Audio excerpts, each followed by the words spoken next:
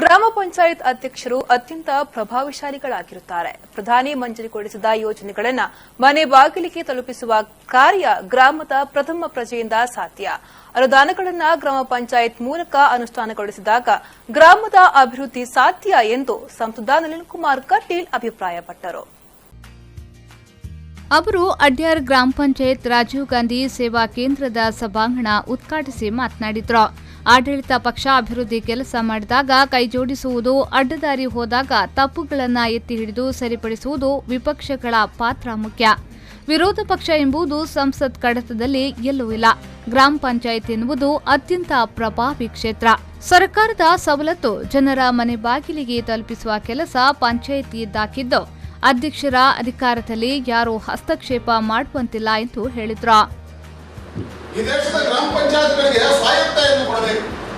ಆ ಗ್ರಾಮ ಪಂಚಾಯತ್ಗಳು ಅಲ್ಲಿಂದ ಏನು ಮಹಾತ್ಮಾಗಾಂಧಿನವರು ಕನಸು ಸ್ವರಾಜ್ಯ ಅಂತಕ್ಕಂಥದ್ದು, ಸ್ವರಾಜ್ಯ ಎಲ್ಲಿ ನಿರ್ಮಾಣ ಆಗುತ್ತೆ ಅಂತ ಹೇಳಿದ್ರೆ ಗ್ರಾಮ ಪಂಚಾಯತ್ಗಳಿಗೆ ಅಧಿಕಾರವನ್ನು ಜಾಸ್ತಿ ಕೊಟ್ಟಾಗ, ಅನುದಾನಗಳನ್ನು ಗ್ರಾಮ ಪಂಚಾಯತ್ ಮುಖಾಂತರವಾಗಿ ಅನುಷ್ಠಾನಗೊಳಿಸಿದಾಗ, ಹಿಂದೆ ಹೇಗಿತ್ತು ಅಂತ ಹೇಳಿದ್ರೆ ಜಿಲ್ಲಾ ಪಂಚಾಯತ್ ಬರೋದು, ಜಿಲ್ಲಾ ಪಂಚಾಯತ್ ಗ್ರಾಮ ಪಂಚಾಯತ್ಗಳಿಗೆ ಬರೋದು, ಸರ್ಕಾರಕ್ಕೆ ಹೋಗುದು, ರಾಜ್ಯ ಸರ್ಕಾರ ಬರೋದು, ಇದೆಲ್ಲವನ್ನು ತಪ್ಪಿಸಬೇಕು ಅಂತ ಹೇಳುವಂತ ಕಾರಣಕ್ಕೋಸ್ಕರ 14 ಫೈನಾನ್ಸ್ ಹಂಗದಲ್ಲಿ ಈ ರಾಜ್ಯದಲ್ಲಿ ಗ್ರಾಮ ಪಂಚಾಯತ್ಗಳಿಗೆ ಜನಸಂಖ್ಯೆ ಆಧಾರದಲ್ಲಿ ಹಣಗಳನ್ನು ಕೊಡುವಂತ ಕೆಲಸ ಕಾರ್ಯ ಆಯಿತು. ನನಗೆ ಬಹಳ ಖುಷಿಯಾಗಿದೆ. ಕೇಂದ್ರ ಸರ್ಕಾರದ 1,32,00,000 ರೂಪಾಯಿಗಳು ಕಳೆದ 3 ವರ್ಷದಲ್ಲಿ ನಿಮ್ಮ ಅಡ್ಯಾರ್ ಗ್ರಾಮ ಪಂಚಾಯತ್ಗೆ ಬಂದಿದೆ.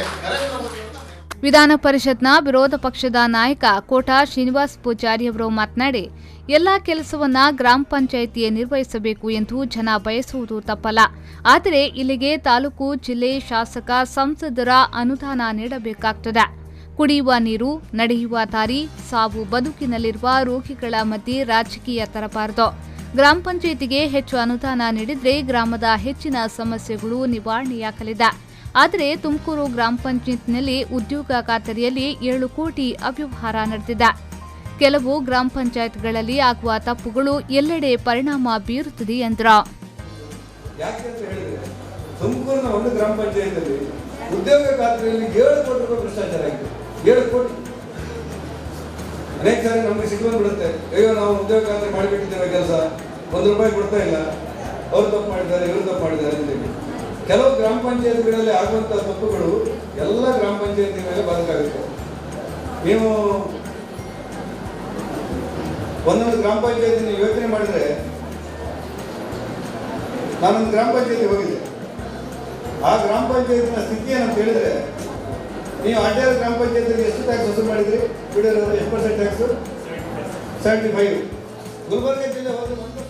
ಈ ಸಂದರ್ಭ ಶಾಸಕ ಡಾಕ್ಟರ್ ಭರತ್ ಶೆಟ್ಟಿ, ಜಿಲ್ಲಾ ಪಂಚಾಯತ್ ಅಧ್ಯಕ್ಷೆ ಮೀನಾಕ್ಷಿ ಶಾಂತಿಗೌಡು, ತಾಲೂಕು ಪಂಚಾಯತ್ ಸದಸ್ಯ ಅಬ್ದುಲ್ ಸಮದ್, ತಾಲೂಕು ಪಂಚಾಯತ್ ಕಾರ್ಯನಿರ್ವಹಣಾಧಿಕಾರಿ ಸುಧಾಕರ್, ಗ್ರಾಮ ಪಂಚಾಯತ್ ಉಪಾಧ್ಯಕ್ಷ ಆಶಾ ಮುಖ್ಯ ಅತಿಥಿಗಳಾಗಿ ಭಾಗವಹಿಸಿದ್ರು.